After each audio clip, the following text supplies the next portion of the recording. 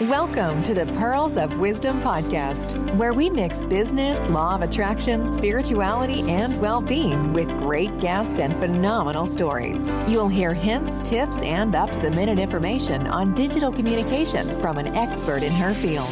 Pearl has some wonderful individuals in her networks, and she will be interviewing them all at some point in the future. Enjoy your listening.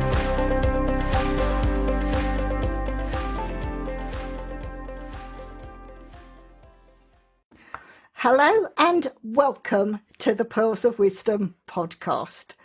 And today I am so lucky to have a very special guest. He's been in the schedule for a while. He's someone that I've connected to on LinkedIn. This person knows their stuff inside and out, and anyone that has attended the Pearls of Wisdom virtual online retreat at the beginning of September will have seen the wonderful session that Jason produced. Today, my guest is Jason Van Orden, business strategist extraordinaire, and you will agree with me once you listen to just how much Jason knows. I think you'll be so impressed. So make sure you've got pen and paper, take notes, and as always, all the ways to reach out and connect with Jason will be added in the description. So make sure you do that straight away, because once you've heard what he has to offer, everyone's going to be running, so get in there first. Welcome, Jason. Thanks, Pearl. So glad to be here. Thank you. I've been looking forward to this. I mean, like, your LinkedIn profile and everything you do is just fantastic. And the information you can share to the listeners, I think, are going to help them in leaps and bounds. I mean, I thought I knew quite a lot about the subject that you specialise in, but from watching what you shared, I learned so much from you. So I can't wait to hear what you're going to share. Oh, fantastic. I'm going to share the pearls of wisdom here on the website, on the podcast. Excellent.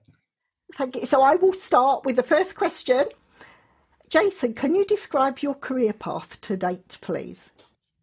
Yeah, sure. So I started out my career as an engineer. It was a short-lived career as an engineer. I got my degree in electrical engineering, and I had a job for about 3 years. And during those 3 years, I slowly came to the discovery that I just wasn't a very good corporate employee. I mean, I did good work, but meaning I wasn't well fit to stay as an employed corporate person. I just wasn't happy in that arena. So I did a lot of searching during those 3 years, trying to decide what would I go on to do next. Did I want to go be a professor, go get an MBA? Did I want, just kind of thinking about what some different options might be. During that time, I ended up dabbling a little bit in real estate investing. That was I read some books like Rich Dad, Poor Dad by Robert Kiyosaki that kind of like opened my eyes to the idea of being something other than an employee, this idea of business owner or investor. So I started playing around a little bit with real estate investing and got involved with a local real estate investing club or association meetup that had about 100 people in it. And that's where I found one of my first mentors. And the reason why I bring that up is during that time and really being a part of this association, I started doing a bit of marketing consulting. And the reason why that happened is that prior to, back in my days as an engineer and even in college, I had been a musician in a number of different bands, produced a lot of CDs, put on shows, and I had learned marketing in order to help people discover my music. I learned very quickly that, well, just because you make something you think is awesome doesn't mean people are going to show up and pay attention to it. And so that's where I discovered I enjoy marketing, and I'd really dove into direct marketing, how that works. So now I found myself sharing that with these real estate investors who, they knew how to put the deals together, but they needed help finding buyers, finding sellers with homes. And so I was teaching them direct marketing skills. And at the same time, I'd been listening to all of these different courses that I'd been buying online. The courses didn't take place online, but I'd buy them, off of a website, and they'd come in the mail with like CDs or DVDs and 3D ring binders of information. And so this light bulb went off as I was listening to these courses I had ordered. Pretty much every one of them, somebody had held some kind of workshop or seminar wherever they lived, had people pay to come and attend their workshop, recorded it, and then packaged it up to sell on the internet or otherwise over and over again. And I was like, well, that sounds amazing. I think I need to try that out for myself. And so I booked a local community college. They had a room for a couple $100. I did some marketing to that local real estate investors association. I did a promotional sequence. In fact, this was all done by, actual physical snail mail at the time. I was mailing out like a postcard and then a letter and then like just inviting people and telling them about this workshop. Ended up filling the room, which was 25 people at the time, charged $200 a person. At the end, I sold a little bit of consulting. And so I made, I think the gross profit or gross revenue for that day was somewhere around $7,000 or $8,000 for a day of teaching the stuff that I loved, which was marketing. And so that's where this big aha moment happened of like, wow, okay, I love teaching. I love helping people with marketing.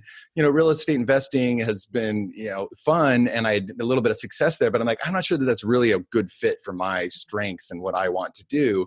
So I found myself and I recorded this workshop that I did. I packaged it up myself. I would burn CDs and I would put the 3-ring binders together in the same way. And I started selling it to people locally. I did this thing once, and now I had this asset I could sell again and again. And eventually I sold it to as many people as I could locally. So I was like, well, I need to go on the internet to figure out how to reach some more people. So this is like 2004 at the time. So there's no social media, no YouTube or online video or Zoom or podcasting, any of this stuff. However, speaking of podcasting, as I was looking for other ways to promote this course, I stumbled upon podcasting in 2005, which was just this very intriguing thing to me. I thought, wow, my technical background as an engineer was fascinated by the technical aspects of it. The teacher in me that really enjoyed teaching loved the new channel to convey information to people.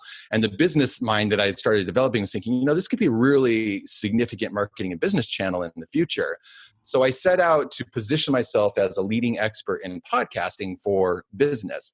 And so one thing led to another, and I launched a website, and eventually I was invited to write a book called Promoting Your Podcast. And I launched a few podcasts at the time, one of which really took off, and unexpectedly. It was a podcast with a friend of mine. We would just get together. He was making money on eBay. I was making money selling my course online. And we would just talk on our podcast about like, hey, what are we doing to make this thing work? We were both trying at time to make our entrepreneurship take off. We'd both quit our jobs by then. And so we were all in on being entrepreneurs. And it just so happens that show back in 2005 started amassing a very loyal and good-sized audience.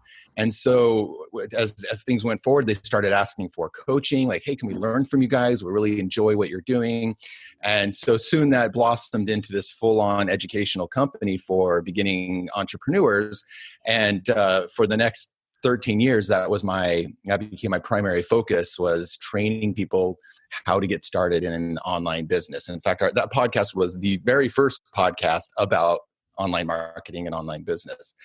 A few years ago, I stepped away from that business, just as entrepreneurs do. We need to move on to other things and try other, right? We just kind of get feeling stagnant. And so what I've been doing the last few years is I have been working with what I would just refer to as thought leaders, but people with big, important ideas that want to get them out there in a bigger way. So I've worked with people who have a story to tell about, losing their job and then coming back from that, and then helping other people find their dream job. Or I've worked with people who have had, these great like fitness transformational stories, and they want to share that and help and they start a business around it. Or I've worked with people who are like business professors who write books and then they want to turn that into a business. So I help them do. So that's what I've been focused on the last few years. I help thought leaders, people with big, important ideas, to get them out there in a bigger way through online content and online marketing, and essentially putting a business model around their ideas and expertise. So those are kind of the breadcrumbs that have brought me to where I am today, now running workshops and doing consulting for those thought leader types. Absolutely fantastic. There's so many questions I could ask you just from that introduction. And it's so, I started doing my marketing. See, I'm losing my voice. I've been on quite a few interviews today. I started my marketing 2004. I think that's when I first started looking at promoting my own stuff. So lots of synchronicities. And anyone that follows my podcast, synchronicities is one of my favourite words. Yeah. You have done so much. And I say to the listeners already, I told you to get pen and paper ready because Jason knows so much. You've got so much information to share. And even moving from that, Can you name 3 things that made you choose your current career and why? You've probably given some of that in the introduction, Yeah. but if there was 3 key areas, what would you say they are that you could actually pinpoint? Yeah, I love this question. And because it really did kind of unfold. And now I can look back and look at what those key things, those key moments or discoveries were, right? So, part of it was just discovering what am I good at and what do I really want to bring to the world. And so I learned that I loved that teaching. And then I thought about going to be a professor, but I was like, I'm just going to end up again in an organization, a bureaucracy, trying to get tenure track. And that's just going to drive me nuts the same way a corporate world job is going to as well. So that discovery of I love teaching, and through holding workshops and the internet, I can actually get paid well to teach things that I love and enjoy and I'm continually working, learning about. I mean, that was a big deal. And so I'd say that's one of the first key things that's played a part in where I'm at today.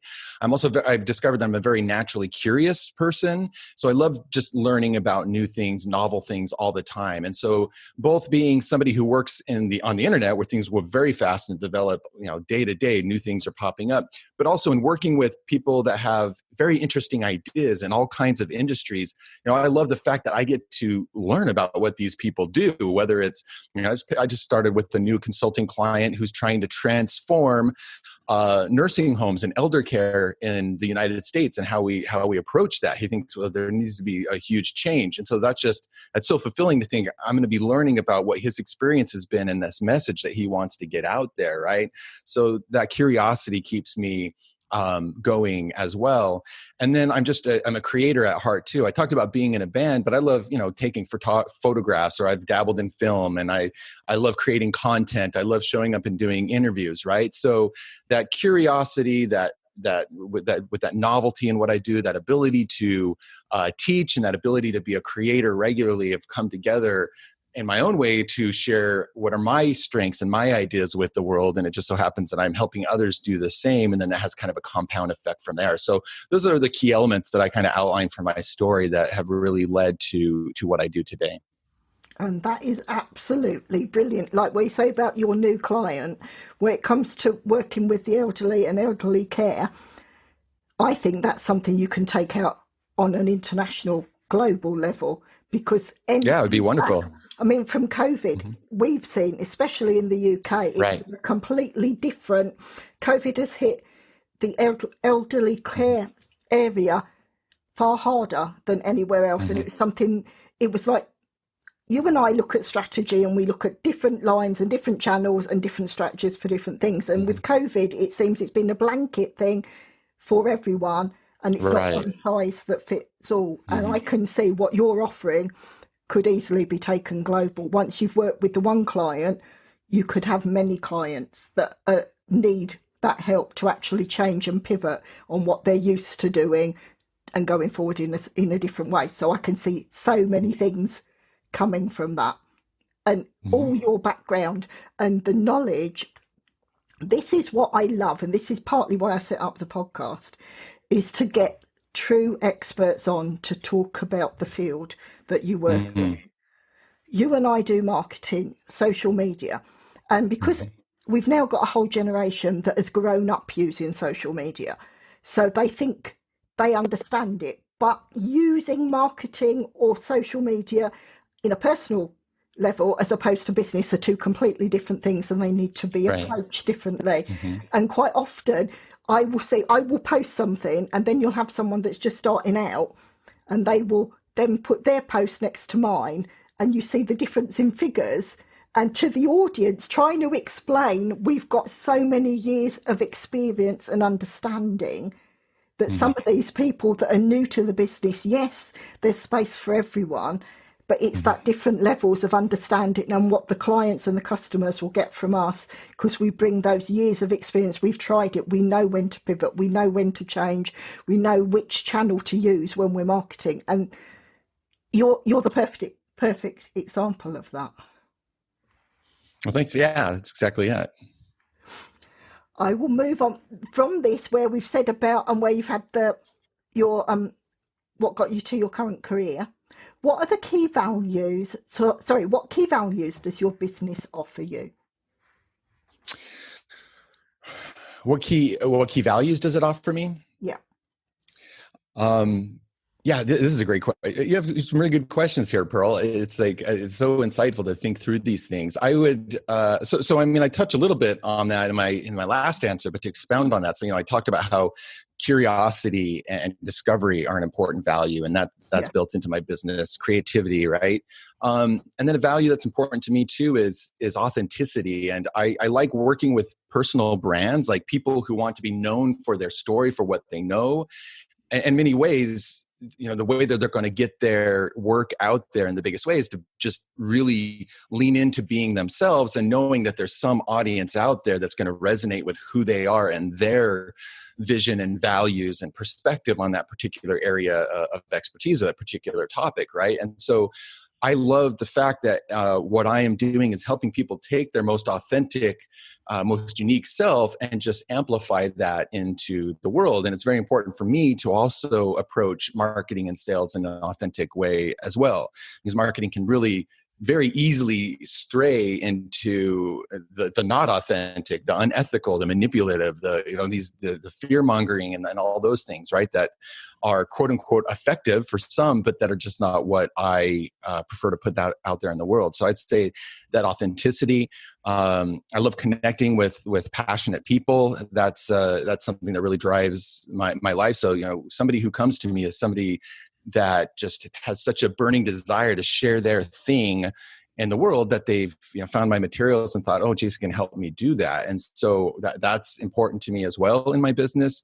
And then something I try to do in everything is put out there, helping people to have not only the authenticity, but confidence and clarity about where they're going and how they're going to get there as well. So, creativity, contribution, connection with passionate people, authenticity, clarity, empathy is an important value to me. I think empathy is one of the most important words in marketing and sales, because the better you can put yourself in the place of those that you're trying to reach and gain the attention and trust of, the easier job you're going to have of really resonating and being relevant to them. So hopefully that answers the questions, but those are the values that I've built into my business that I get to live on a daily basis. That is absolutely brilliant. And this is why I put questions like that into the interviews, because then the listener can resonate with the personality and the values that you offer. Ideally, the listener and audience then become potential clients and customers because they resonate in those ways. And it's being your authentic self. Like you say, seems to be the buzzword across a lot of marketing, but you can't beat it. Because if someone's false when it comes to marketing, it doesn't land. You don't connect with the audience correctly, and you don't get the results you're looking for. So authenticity and empathy, couldn't agree more. Completely attuned to what you're saying there. I'm now going to move on to this next question, because where these questions came from, when I work with my corporate clients, quite often I need content off of them to actually promote them. So I put these questions together originally for like blog articles. So some of them have corporate nature in them. So this one is, what keeps you awake at night? Now, this is a classic thing I ask most CEOs and directors, because that's almost what people are asking. But Jason, what does keep you awake at night? What keeps me awake at night right now is that there are just so many big issues we need to solve in this world, right? And we're living in these very changing, disruptive times. A spotlight is shining on all of these issues. We mentioned earlier how COVID and the elder care industry, like COVID has done that in so many different industries, just like shining a light on, here are the cracks, or here's where we need to precipitate and evolve faster in the way we work or in the way that we connect,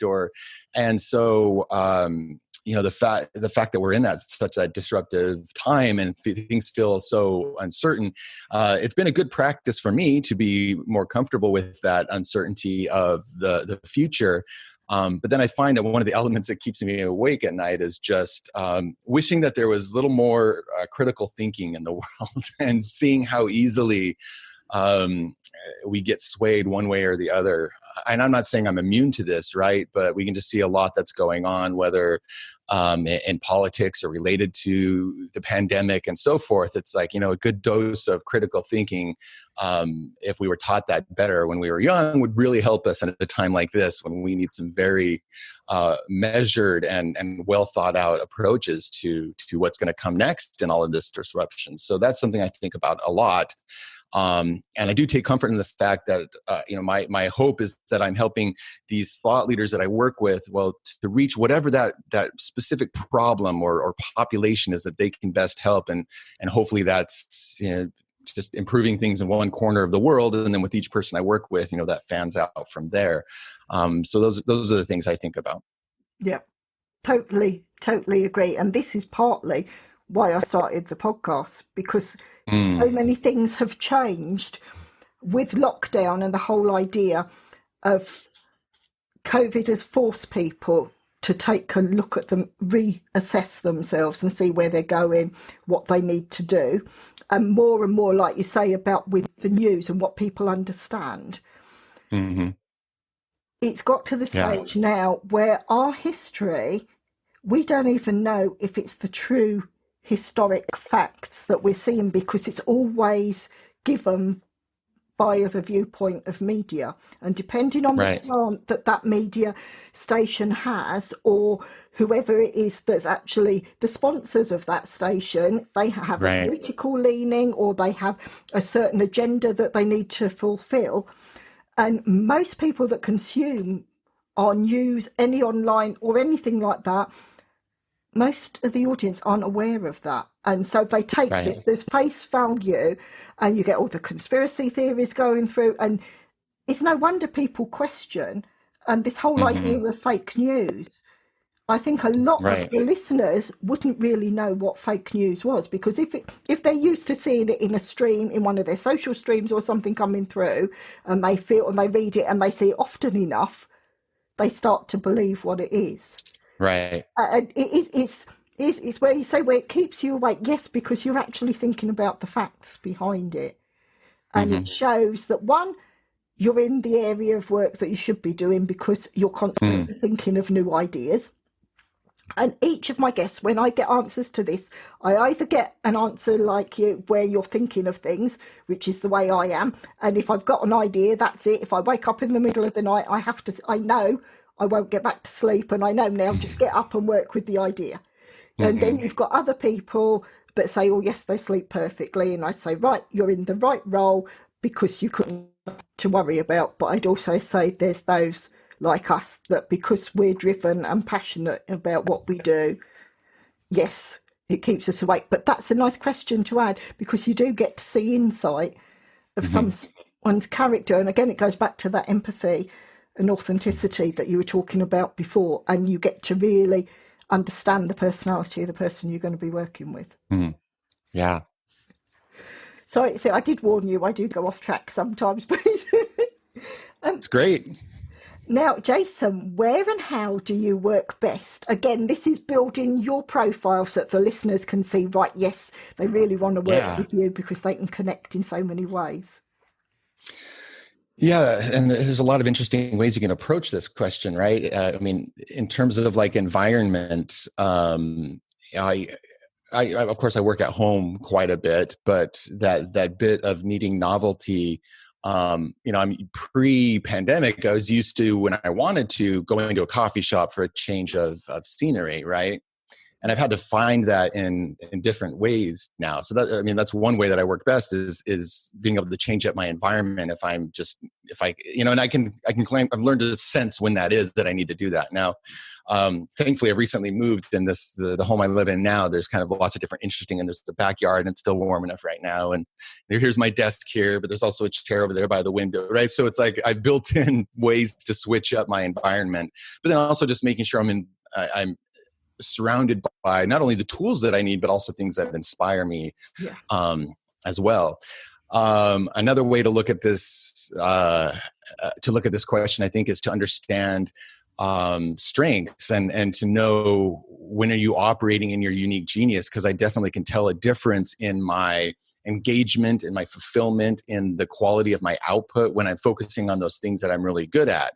And, I've come to discover that there's a way that I research things that is not your average, not the average way that everybody thinks of, right? And so that's something that my clients actually really value. I used to think like, oh, well, isn't that something everybody does, right? That they know how to go and research a thing and find an answer relatively quickly, a good answer.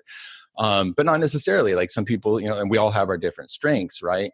I also, happen to be good at asking questions and pulling stuff out of a person in order to help them kind of come to, which is, great for coaches and consultants. So when I'm operating in those types of strengths, that's also where I do my best work. I think another way you can look at this is knowing with whom, like what audience do you serve, or the colleagues and coworkers, or people you partner and collaborate with, right? And so I love, like I said, working with people who are just very passionate about a thing, whatever that thing is, when they really feel compelled to learn and share and create in that area, that I feed off of that energy as well. So those are all some different, just to name a few different areas of where I work my best. And then, in terms of like time of day and stuff like that, it can really vary. But lately I've been, really taking time in the morning for myself to read, go on a bike ride, do those things to prep for the day. And so sometimes I'm not even really starting, quote unquote, sitting down and working till 10 or 11 a.m. even sometimes, right? So, and I just come to learn and notice it's like, well, that's my rhythm and that's what I need and that's how I operate. So I don't know, there's a few insights at least into how I work best, and hopefully that might offer some insight for somebody else listening. This is wonderful, and actually you've given me the most comprehensive answer because you've fully understood what I was after in the question. Because so many I love it. Will come in and they do just one slice of that, but you've completely understood, like I said, because when you look at that, it can be looked in so many different ways, right? And you've covered every single area, and that's where the listeners will love that as well, because again, it's getting to know your character and see, and it gives them more chance to say, yes, we want to work with Jason. We're really feeling that empathy, that understanding, the authenticity. And it does. And like you say, when you said about the time of day, 5 a.m. Club, Robin Sharma. Now, I've been listening to that on Audible 5G. I rave about that. I have found for years, if I want to contact a CEO or director I'm working with, it's normally between 4:30 and 5 a.m. that I send emails, because I'm so used to doing that. And that's when they answer me. And that's when the people are working. Like you say, you have that routine. I do my meditations in the morning. I do my affirmations and I set my tasks. I do the exercise piece. And it is quite often 10, 11 o'clock before you're ready to start, because you've got so much that you've already packed into the day before you actually have those first meetings. So right. Synchronicities again. See, I told you, most of my listeners know this is one of my favourite words. And it's why people connect, and you can see from the network where you grow and you have that synchronization. And I can see so many similarities where we complement each other in different ways. And this is where I know it's going to land so well with the audience. Right. Well. Yeah. Now I'm going to move on. I've said where and how do you work best? What tools do you use that makes your work life easier? Well, I love making my life easier. That's for sure. A couple of the first ones that come to mind aren't anything like particularly groundbreaking or sexy or anything like that. As an adult, just a few years ago, I was diagnosed with ADHD. That's something I've had my whole life without realizing it, right? And one of the most important things I've learned there is that, well, my brain just works differently than other people's brains, than neurotypical, as they call it, right?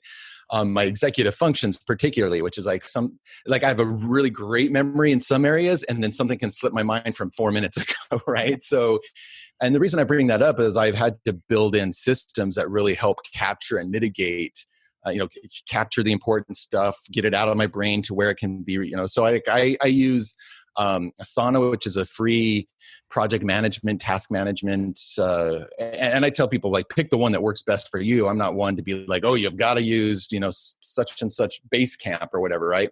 But just having that, a place where you really keep track of all the stuff written down and not trying to keep it in my head is very, very important to me. I live by my calendar. I live by reminders on my phone. I've had to train myself. If I'm like, oh yeah, I need to remember to take that thing when I go with my daughter to drop her off there. And because that's going to be important to have that thing, then I set a reminder in my phone. And I also ask myself, where do I need to put this thing so that, right? So my reminders are constantly coming up in the morning to, take a pill, or, hey, it's time to put the recycling out tonight because tomorrow that's when it's coming. And so I'm just like, so my brain doesn't have to operate and use energy for those things. So again, these are pretty basic tools, but I've just learned to use them in a way that's just so critical for preserving my own cognitive energy. And we all have limited cognitive energy. And so I appreciate those tools helping me quite a bit. Of course, communications tools are important to me because I help people with communications and I communicate with a lot of people. Of course, we're all using Zoom a lot right now or some equivalent of it, right? So that's, though here, I'll mention, and again, none of this is like, oh my gosh, this one tool that nobody's heard of, but I've actually been switching more of my communications. I mean, this is great for a podcast interview because we can see each other and interact, right? But I've been switching more of my stuff to just a regular phone call.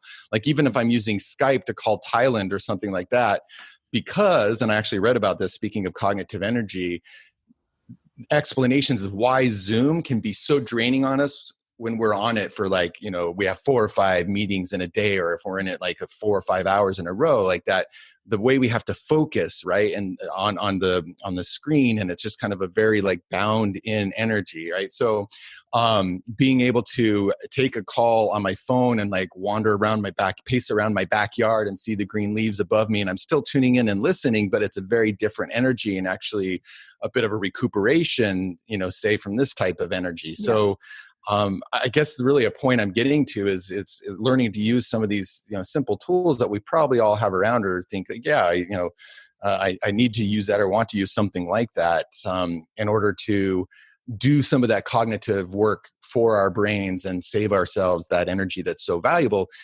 for making decisions and listening and interacting and being strategic and creative and things like that. Absolutely love that. And yes, there's synchronicities as well. I love to plan my day because, like you say, once you've got the schedule, and like you, there's some days, a couple of weeks ago, I was doing 17 podcast interviews a week, and I had to see where it was fitting, who I was seeing, and I didn't even know what day it was because I had so much going on. And that schedule I had to rely on. And it really helps. And also you find you get far more done. If you haven't got a schedule and you've got nothing in the diary, how many people don't actually start or accomplish anything? And before they know it, it's the end of the day and they haven't done anything. And again, where you say just having the conversation, like you, I've had quite a few calls where I've taken it and I've done my steps because I do my Fitbit and I'm in all these challenges, and I will do my steps outside whilst I'm taking a meeting, which before lockdown, I used to do what they call walk and talk meetings where we'd meet in a park and actually talk. Of course, we can't do that now. And sometimes the whole schedule disappears.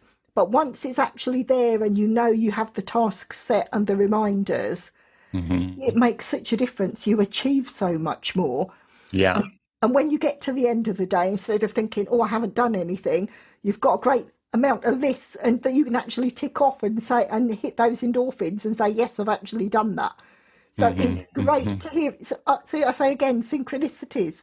See, this is why we connected. Yeah, absolutely. Right, this is where we start to get to know Jason and how almost sort of how your personality came about. What would you have done differently in your life if you'd known then what you know now? Okay, so what immediately comes to mind, and of course hindsight's 20/20, but you're asking the question, right? So if I look back, professionally speaking, one of the things I wish I'd just done more of was been even more consistent and prolific with creating and putting ideas and content out there. Now, I've done lots and lots of interviews, and I had that podcast for 13 years, and every week I write a letter to my newsletter. But I know that if I had been that much more consistent, that whether it's a video channel on YouTube as well, or there's been times that I haven't been as consistent with my newsletter, but I've seen it time and time again, whether with my clients or colleagues, it's like when you're just consistent at putting your ideas out there, even if they're not perfectly polished yet, and not let perfectionism or whatever, fear of criticism, imposter syndrome get in your way. It just accelerates opportunity for you. You stay top of mind. You are crafting what you want to be known for. You're more easily found when people are looking either for you or for something that you can speak to and specialize in, expanding your network.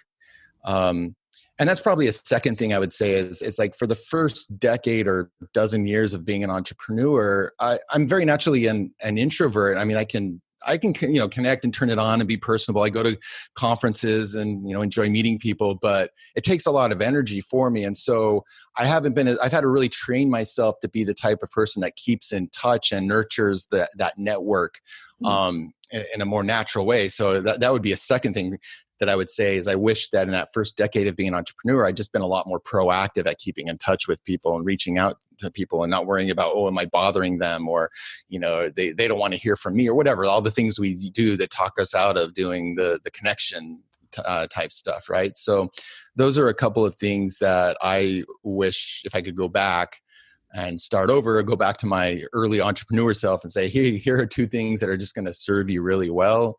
If you can just buckle down and learn how to do them well and be consistent, those are the two things that I would tell myself. That is absolutely brilliant. And you and I know from the experience and how things have changed. Like now, so many times I hear people saying you have to show up on your social channels every day.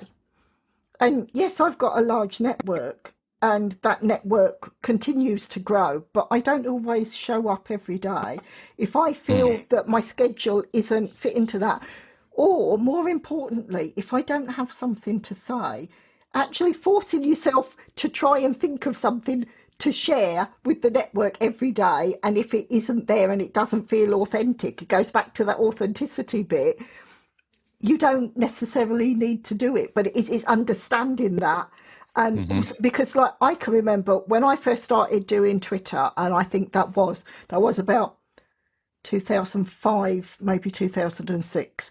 And when Twitter first started, and it was a case of you could post every hour and you could set one post to schedule, or say 10 posts, and you set them to randomly come out and they post. But that's what people expected at the time. So that because we know that scrolling profile, the news feed is filled all the time, that people don't always notice that it's the same thing that's going out. Whereas now, the audience is far more concerning. They will look at things and they will say, oh, no, I don't like that. And seeing that and learning and understanding what has worked before and what doesn't work now, that's as much a learning curve as seeing what has worked and to try again, and almost saying to the people that are now starting up, that have maybe thought, yes, in lockdown, they've got their first embryonic idea that they want to turn into a business, is listening to all those pearls of wisdom that you're sharing, that you're all those ideas, and explaining from your experience rather. And that's why I say to the audience, go with people like yourself, Jason, that has been there, done it, knows the best route, rather than trying to copy so many different people and going like a zigzag route, which will take you twice as long. Go with the experts that have tried it, done it, tried it, know what works, and make sure you get through from A to B as quickly as possible without taking a detour.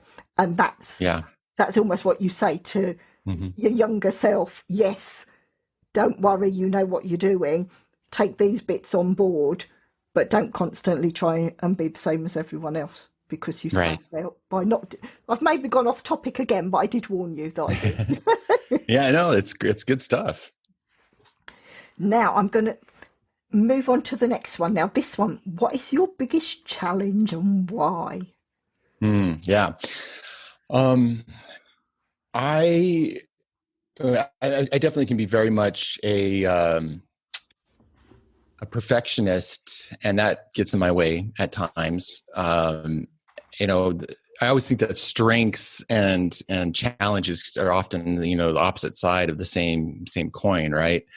Um, but if I dig down even deeper, I mean, one of my biggest challenges is that, I have a brain and maybe a body. I don't know whether by DNA, probably partially at least by DNA, whatever, that I'm very prone towards anxiety. And so this is something I like to talk about a lot because amongst entrepreneurs, mental health is a huge challenge at higher than the average population. And I don't know if that's by chicken or the egg. Entrepreneurship is stressful, and so there's more people with anxiety, or maybe when you tend to have social anxieties or ADHD or whatever, you're drawn to doing your own thing. I don't, it's probably a combination of the both, but and that challenge has shown up in a number of ways in my life. I mean, I've gone through periods of time where that anxiety has really gotten the better of me and debilitated me for months on end, and going to therapy and seeing a psychiatrist and working hard on those things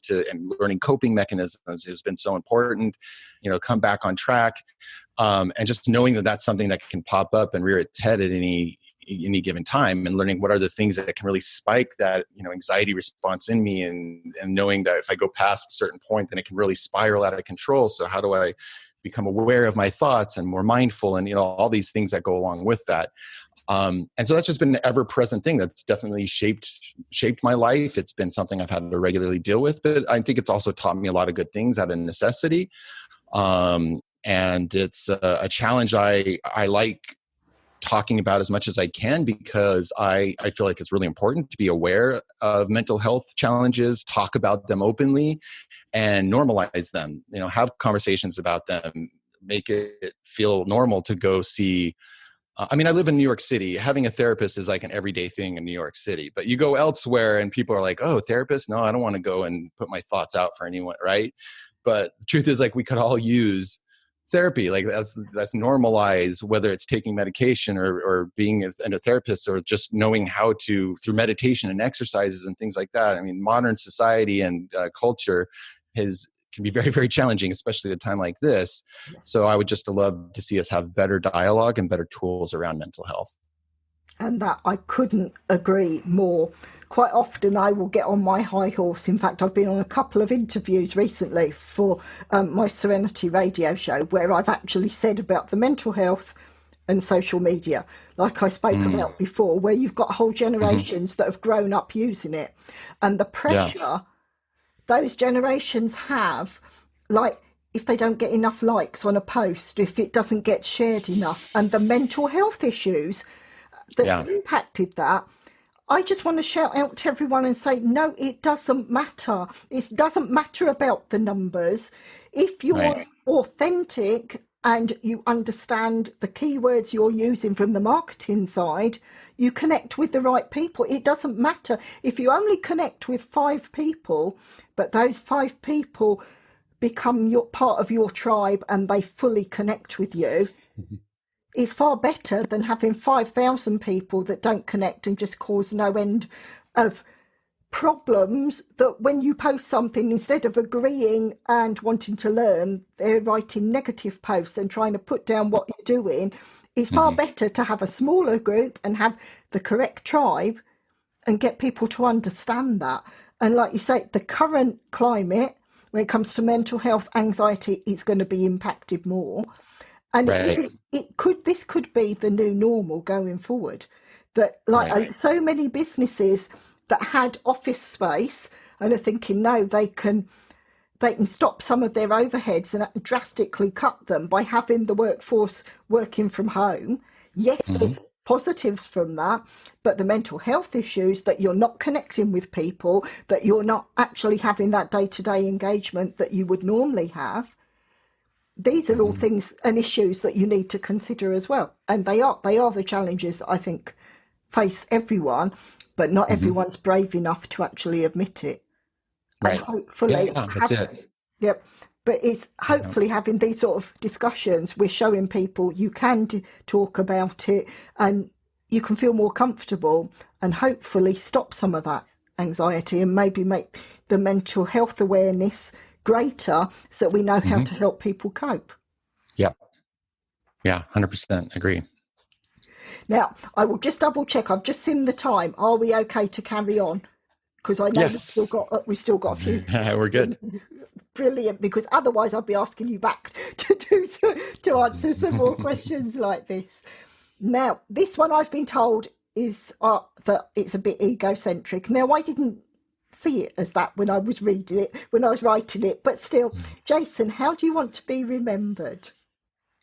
Yeah, it's right. When I first heard you, when you sent this question to look at, I did have a bit of that thing of like, oh, what a thing to think about, or to even assume that I'll be remembered for certain things. But really, we do have things that we want to be known for or remembered for. And so I just asked myself, okay, well, if I were to pick like 3 words or 3 things, what would they be? And just to see what would come to the top of my mind. And we already talked about one of them, which is authenticity. So I want to be remembered as being, an authentic person. That, one of the best things that I can hear is when I go to a conference and somebody who's listened to my podcast in the past or consumed my content for years, and they meet me in person and maybe we have the chance to have a chat or we're at a dinner together or something. And for them to say, it's like, wow, yeah, you're in person the way you are in your content, right? There's not a different persona that I'm putting out there. It's still a part of me and who I am.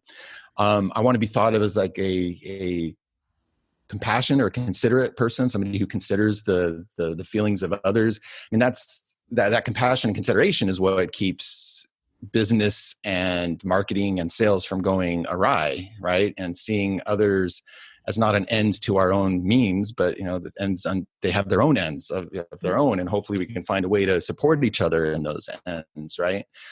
And then the third thing that I like to think I'll be remembered for is just somebody who you could turn to for trusted support. Whether that's just to a good listener, or somebody who, if you asked for a particular type of advice, that either I would have something to share that was not too overly prescriptive or assumptive, but that was helpful, or that I be able to point somebody in the right direction of a resource or a thing that they might need or enjoy, or whatever the case may be. So that trusted source of support and information, compassionate, considerate, and authentic are kind of those 3 areas that popped in mind for me. And I'd say you already epitomise all of those things. So definitely, this is why I put the question in there. I wasn't even thinking egotistically. It was thinking about what was important to you, and everything you shared. You embody that anyway. And that's what I love about the guests that I have on the podcast, because each and every one, once they look at it and they answer that question, they already embody all those things that they want to be remembered by. And that's where it shows true character in a person. So that was a fantastic answer. I loved it, and the audience will love it as well. Well, I appreciate that. Thank you. Thank you. Now, this from Jason. As a child, what did you want to be, and how close to that are you now? How close to the dream are you now? So in hindsight, I think I'm very close or dead on, even though, if you had asked 8-year-old Jason or 12-year-old Jason or whatever, I think he would have said, well, something to do with space, some kind of scientist or some kind of engineer. And the reason I went into engineering at first is because I enjoyed science and I was good at math. And, I heard that it would be a good, stable job to, raise a family or whatever. But really, I think what was driving me at the time was just that curiosity that I've talked about, right? Space was just such an open, ripe place to go and be curious and discover things about. And so is science in general. I'm not a scientist or an engineer, at least in the traditional terms now, but I think the things that would have made me say that when I was young are the same things that have also driven me to do what I do today. Just back then, I didn't know that there would be such a thing as what I do today, or that was even an option or a possibility, right? Like entrepreneurship wasn't even on my radar at the time to even know that it's like, oh, I want to be an entrepreneur when I grow up. So all of that came with some increased self-awareness, but that's where I do see the tie back to things I wanted to do or be or study when I was younger. And again, that's the perfect answer. That's why I put the question in, to actually see, because a lot of my guests can say, yes, they're actually doing what they wanted, what they dreamt of as a child. So you can see you followed the passion and you're really well positioned to do that. Others have completely pivoted. And when they then share their journey, you can see all the different areas that they've gone into. But the ones that are really dedicated and are good at what they do, it's because you've had that passion your whole life. And it might have changed slightly, but it's following that thread. So that's, again, the audience can see and hear that. And it just emphasizes just how good you are at what you do, and those skills you've been honing all your life, so that they're just getting better and better. Yeah. Now, this one, I'm afraid this is a slightly selfish question, because I love books. I love to learn, and I always ask this of all my guests, because one, it means I can add to my collection, and I think it's going to resonate with the audience as well, again, seeing those key things. So, Jason, can you name 3 titles of your favourite books and why you've chosen them, please? Yeah, this one's a little hard. I'm looking over here at my books on the shelf. It was a little hard to try to totally narrow down. For sure, there would need to be a Brene Brown book on there, because her work, not only for the mental health stuff, has been super valuable for me, but I think she's just doing amazing work in general that the world needs, and also the way she goes about doing her work. The type of research, and she's so thoughtful and figures out these ways to talk in very easy to understand terms, but also backed by research and science, and bring understanding to something like understanding vulnerability and shame and perfectionism, right? So anyway, so that is to say that and then it comes down to answer your question of what book to say. And again, I'm looking at all her books that I have right here. I guess I would go with Daring Greatly, because that's kind of the one where I first discovered her work, but they're also great for different reasons. So that's number one that comes to mind for me. Another one that's been really really important for me, or formative along the way, is a book. It's not actually written by Dan Sullivan. So Dan Sullivan is an entrepreneurial strategic coach. He's got an organization called Strategic Coach. And they have masterminds and trainings and workshops and things for entrepreneurs all over the world. But he has a process he came up with called Unique Ability, and then his team wrote a book. In fact, now they have Unique Ability 2.0 is their one that came out a few years ago. And it helps you zero in on, like, what is it that you bring to the world, and you're uniquely suited to bring to the world. And that was such a impactful idea for me personally, and his process that he lays out for going through that. And then it's also greatly influenced how I work with entrepreneurs, and how I help. I find it so important to help them find their unique ability, their unique genius, if you will, ever since discovering that, a decade or so ago. So Unique Ability 2.0, I actually don't remember who the exact authors are off the top of my head, but it's from the Strategic Coach organization. That's the second one that pops to my mind there as well. And then the third one, again, it's so hard to narrow all the way down to just those 3. But another one that's been really formative for me is, I would say, let's go with I'm gonna throw another Brene Brown one in there, because for me this has just been really helpful lately, and is one of her earlier books is called Gifts of Imperfection. And in fact, I just hung up, she's got these 10 kind of guideposts for life that she covers in that book. And I just hung them up yesterday so I could see them regularly. She calls them her 10 guideposts for wholehearted living. and for instance, the first one is authenticity, and letting go of what people think about you, so there's like the two opposite sides. That's just one example of the 10. So that's a third book that I'll put out there as well. Not to overdo the Brene Brown, but I think she's just very top of mind for me right now.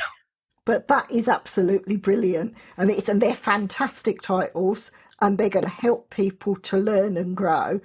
I have had a few guests that have bent the rules slightly and put a whole series as one book. Quite a few people have given me the whole set of Harry Potters, because they said they can't choose one. And so you could, right. I should have stopped you and said, you can have all of those as one, but then it's not fair. But it is. You see, this is why I love books so much. Right. Actually, finding 3 is quite hard, because then you go, and also depends when people are asked that question. Because next month we could have other favourite books, because we're maybe researching a different subject. Yeah. And it really resonates. Depends where you are in your journey, what books and what topic is going to resonate with you. And that's another reason why I throw that question in, because there is so much that we can learn from so many different authors, whether it's fact or fiction that you're reading. Your imagination still helps you fully comprehend and understand it. And again, in this time of lockdown where it's that new normal, actually sitting down and reading and enjoying a good book helps with that mental health piece, helps you actually feel that silence that you're maybe not used to. Because like we say again, the ways we're used to working has completely turned itself on its head. And escaping into a book is a nice way to learn and grow at the same time. I agree. Yeah. But we've nearly come to the end, so we've got a few more questions now. With this one, Jason, who would you say are your key influencers and why? I mean, that might be some of the books. Yeah, it does go along with the books. I might sound a little bit like a broken record. I definitely going to mention Brene Brown. And again, I really like how she's gone about her career, and she's got herself to this place where she gets to do original research, but she's also, putting thought leadership out in the world, making a great impact, shaping a conversation.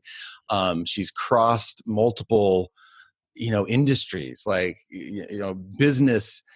Bring her, she's her books aren't business books, right? But she speaks all the time for business and executives, right? And then the military will have her come and speak, and then she'll, she can also be seen as like personal development, self-help, or she'll be on Oprah, or right. Or then mental health practitioners obviously follow. So I just love that her ideas have like crossed. She's kind of like a Taylor Swift of thought leadership. Taylor Swift I bring up just because she started as a country star and then like a pop star, kind of went into some like electronica dance stuff. Just kind of singer-songwriter. Like that's one of the reasons she's one of the best-selling artists in the world. She transcends all these genres, and I just think that's so cool how Brene Brown has done that. Another one I would also bring up is Dan Sullivan, who I mentioned from Strategic Coach. And I participated in his program for a while and got a lot out of it. But one of the big things that I do really like a lot of his ideas, and I love how he creates really useful frameworks. So when you go through his program, they'll cover, for instance, they have a framework for unique genius, unique ability, right? Or they have a framework for learning to delegate effectively. And these are frameworks you can go back to even years later and just use and reuse in very, very interesting ways, depending on where you're at in your business. And I think he's a great example of scalable thought leadership. When you are one who makes money because of your knowledge and ideas that you put out there, it's very easy to be limited by the fact that you are the source of those ideas and those materials. So you become a bottleneck if you're the one that has to create all the content, or if you're the one that has to create all the ideas, but he's set up his organization and team in such a way, and mapped out his signature ideas and processes in such a way that he's trained dozens and dozens of coaches all over the world. And he has, a center in LA, Chicago, Dallas, London. I think he's got 10 or 12 different centers all over the world, in Canada, where he's from. And so his ideas are what get taught in all of those centers for where entrepreneurs go to take these workshops. And he teaches some of them, but only, certain groups that have been in the program so long that now a certain amount of time. And so now they actually take workshops directly from him. Right. But so even though, the year that I went through the program, I was actually being taught in our workshops. I go to Chicago once a quarter for these workshops and was learning from somebody else. It was all Dan Sullivan's ideas. And that just really impacted me to think about, okay, that's an interesting way. Like I could see fast forwarding 5 years or whatever it might be. And there are centers all over the world, these thought leadership centers that are based on research that I'm doing and ideas that I've created and just figuring out like what are the absolute best ways to go about growing a thought leadership based brand and business in order to have that kind of impact in the world. And so he's the second person that comes up as an influencer. I'm sure I could go on, but those are already two pretty lengthy answers. But and it relates to the books, but it gives some further input on why those are influential people for me. And that is absolutely brilliant. And I know we've got just the last few questions, but I'm going to put this request out to you. I know we talked about it briefly before we started the podcast. You have so much to share with the audience, Jason. Would you come back as a guest in the future? Because like we say, just one of these questions could be a whole podcast topic, because you've got a wealth of knowledge to share. And I'd love to ask you back to be a regular guest. Yeah, that would be my pleasure. I'd love to. Thank you. And then we're literally down to the last 3 questions. Now, are we still okay with time? We still okay with time? Yeah. Oh yeah, we're okay on time. Absolutely. Yeah. Sorry. Right. In that case, right. Next question. If you could, this is the one I've taken a big deep breath because it's the longest question out of all of them. If you could share a great meal with anyone, alive or dead, what would the meal be? And who would it be with? So, there's a lot of answers I could give to this. I'm going to go back to my musician days as I was becoming a performing musician and a songwriter and, learning guitar and recording music. I had musicians and artists that I really looked up to and followed and who really shaped my style and a lot of what I was doing. So somebody who popped to mind with this question is Sting, who for my mom was a huge Sting fan. So I can remember listening to his music growing up. And then I just, continued to be a huge fan of his music afterwards.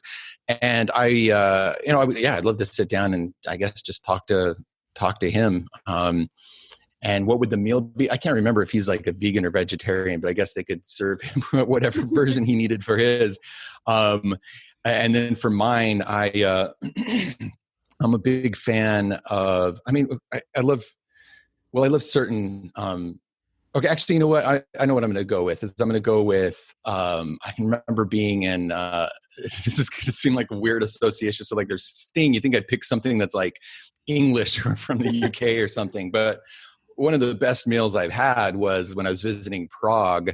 And, like Prague and those Eastern European countries, there's always like beef stroganoff or like those really hearty type dishes like noodles and meat and stuff. And I just remember having this beef stroganoff in Prague.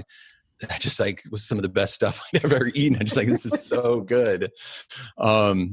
So I don't know. That's what comes to mind in terms of a meal to eat if I'm like picking whatever I could. So that's my answer. I love it. Absolutely love it. And again, synchronicities here.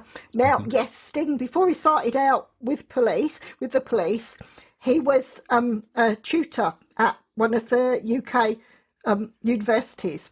And I do believe it was Warwick University. And if it's Warwick University, that's, if I remember my history well enough, that's the closest university to where I live. So how's that for synchronicity there? That's nice. That's so cool. And with that as well, when you say the meals, it is because this is why I mix the two. The person you'd most like to have the conversation with and a meal.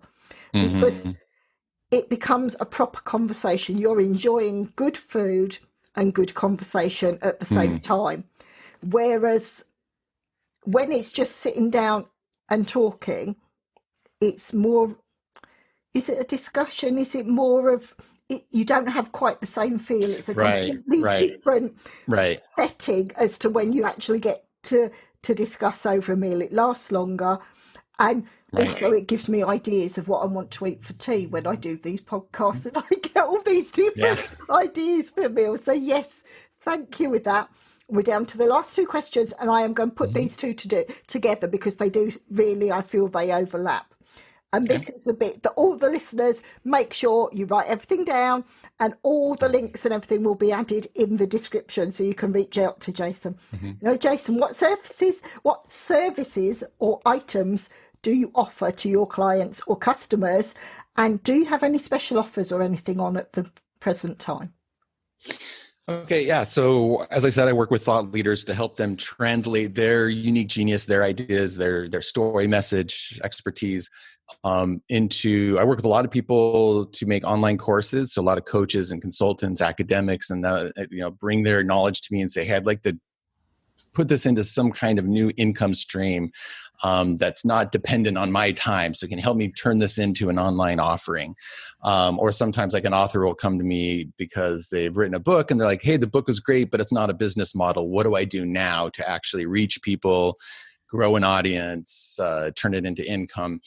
So that's one of the things that I do. Through one-on-one consulting and workshops, I work with people to launch their online courses.